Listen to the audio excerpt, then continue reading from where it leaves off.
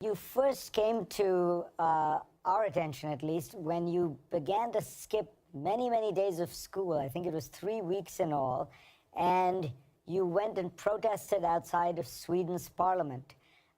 What made you think of doing that? I got the idea from, there were a few youths in the USA that refused to go to school because of the school shootings. And then someone I knew said, what if children did that, but for the climate? And then I thought that was a very good idea. And then I decided I was going to do that, because no one is doing anything and nothing is happening. So then I guess I have to do something.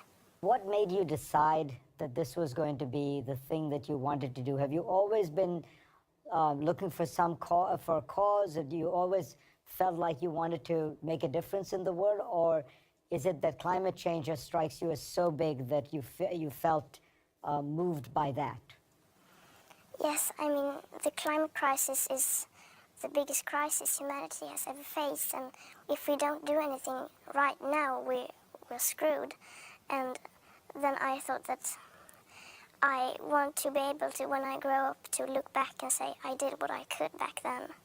And it is my moral duty to do what I can, and then I just decided to do it because there's nothing I have to lose. What's your message to the adults in the room, as it were?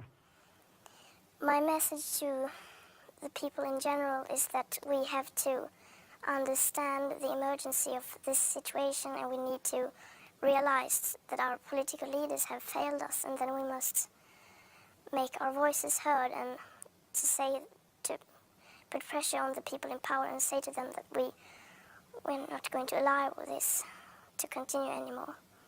And we young people need to say that we must hold the older generations accountable for the mess they have created and expect us to live with, and say to them that you cannot continue risking our future like this. And so we need to get angry, and then we need to transform that anger into action.